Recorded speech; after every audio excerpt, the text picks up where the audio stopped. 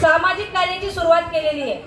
शिक्षण, आरोग्य आणि महिला सक्षमीकरण या त्रिसूत्रीवर त्यांनी मोफत काम करायला सुरुवात केली आणि कोकणातल्या 5 जिल्ह्यात आज या घटकांवर मोफत काम चालू आहे।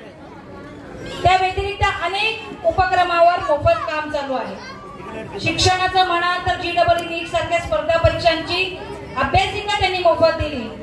UPSC MPSC अकॅडमीची अभ्यासिका त्यांनी दिली। पोलीस अकॅडमी, पोलीस पूर्व प्रशिक्षण जिजाऊ संस्थेकडून मोफत दिले जाते आणि अशा अनेक विद्यार्थ्यांना सांबरे साहेबांनी मदत केलेली आहे, ज्यांना खरंच शिक्षणाची आवड आहे आणि पुढे जाण्यासाठी ते प्रयत्न करत आहेत। आरोग्याचं म्हणाल तर 3 कॅशलेस हॉस्पिटल त्यांनी दिले।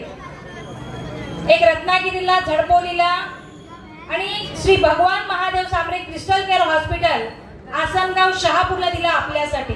तिथे हार्नियापासून, पथरीपासून, कॅन्सरपासून, डिलिव्हरी पेशंट, सिझरिंग पेशंट सगळे ऑपरेशन मोफत होत आहेत। कधीतरी भेट देऊन या, मी खरं बोलते की खोटं बोलते हे कळेल तुम्हाला।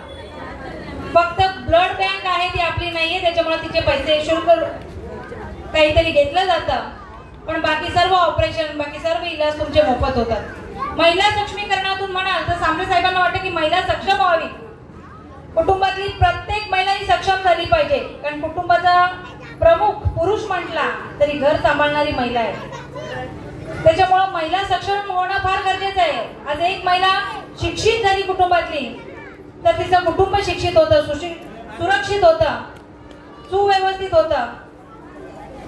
तिच्यापासून समाज आणि समाजापासून देश, म्हणून महिला आणि विद्यार्थी यांना प्रथम स्थानावर त्यांनी घेतलेलं आहे।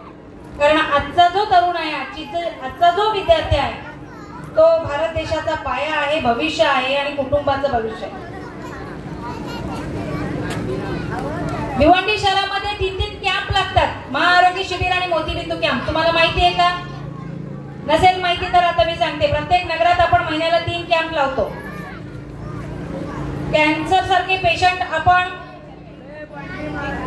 आसनगावला पाठवतो, पण मोतीबिंदूसाठी तुम्हाला तिकडे जाण्याची गरज नाही।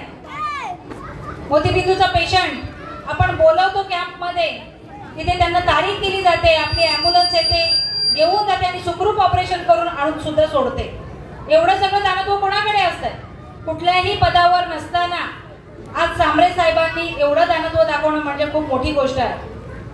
महिलांचा विचार करून फक्त महिला सक्षमीकरणासाठी सेंटर उभे केले नाही, तर त्यांना आरी work, beauty parlour, tailoring, cake making, mehndi course असे कोर्स शुल्क दराने देऊन प्रत्येक नगरात सेंटर ओपन केलं, कारण की इकडची महिला खर्च करून तिकडे दुसऱ्या नगरात जाऊ नये हा सुद्धा विचार केला त्यांनी। आणि तोच विचार नाही केला तर महिलांच्या मानसिकतेचा विचार करून त्यांनी अनेक उपक्रम असे राबवले की नवरात्री आली, पंढरपूरला जाणं असलं तर आपण वेगवेगळे कार्यक्रम आयोजित करतो। का तर आपली ताई 24 तास काम करत असते, तिचा विचार करणार कोण? मुलं मुलांच्या कामात व्यस्त असतात, पती पतीच्या कामात व्यस्त असतो, म्हणून आपल्या ताईला थोडंसं बाहेर काढून तिला थोडंसं तिच्या चेहऱ्यावर थोडा हसू आणावं, तिचे प्रॉब्लेम शेअर करावे, तिला बोलकी करावी, यासाठी असे कार्यक्रम असतो। तर वेळ न दवडता आज आपल्यासाठी मोनिश सर, सन्माननीय मोनिश सर इथे आलेले आहेत आणि ते तुम्हाला खेळ पैठणीचा खेळवणार आहेत। मोनिश सरांना मी विनंती करेन की सर पुढील कार्यभाग आपण सांभाळावा। धन्यवाद।